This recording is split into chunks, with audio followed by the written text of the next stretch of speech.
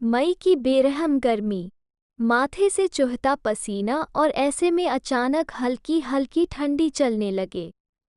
माथे के पसीने से टकराती ठंडी हवा कितनी शीतलता प्रदान करती है। ऐसे में कौन बेवकूफ़ होगा जिसका मन गुनगुनाने को नहीं करेगा। गुनगुनाते हुआ मैं आगे बढ़ ही रहा था कि अचानक आंखें एक जगह पर जाकर ठिठक गईं। सड़क किनारे एक सभ्य सी अधेड़ महिला खड़ी दिखाई दी। रात के करीब 2:30 बज रहे होंगे। नाइट शिफ्ट करने के बाद मैं पैदल ऑफिस से घर की ओर लौट रहा था। वाहन न होने के कारण बीते 1-1.5 साल से महानगर की सूनी बियावान और लंबी सड़कें हमसाया बनकर मेरे साथ चलती रही हैं। बाप रे! इतनी लंबी लंबी और भूतिया सड़कें खत्म होने का नाम ही नहीं लेती।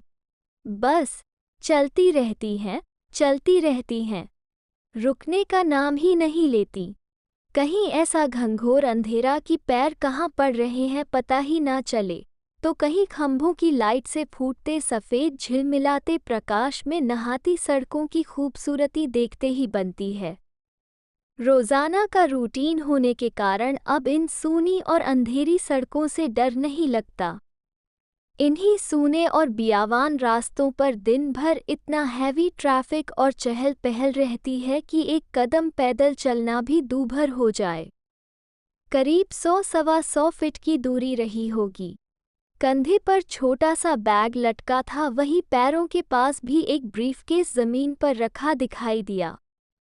सफ़ेद प्रिंट वाली साड़ी से जिस करीने से उसने अपना सिर ढांक रखा था, उससे तो वो किसी भले घर की ही गृहिणी ही लग रही थी। लेकिन इतनी रात गए, वो भी शहर के भीतर से गुजरने वाले हाईवे पर। कुछ अजीब सा लगा। हो सकता है मायके या ससुराल वालों ने बस में बिठा दिया हो और किसी कारण बस लेट होने पर महिला को देर रात यहाँ उतरना पड़ा हो। शायद उसका घर यहीं कहीं आसपास ही होगा, या फिर शायद सवारी ऑटो या रिक्शे का इंतजार कर रही हो। लेकिन इतनी रात गए रिक्शा कहाँ मिलेगा? शायद घर का कोई परिजन गाड़ी लेकर आ रहा होगा। शायद शायद शायद सोचते हुए मैं उसके बहुत करीब आ गया। नज़रों से नज़रें टकराई, मगर वो ज़रा भी नहीं झेंपी।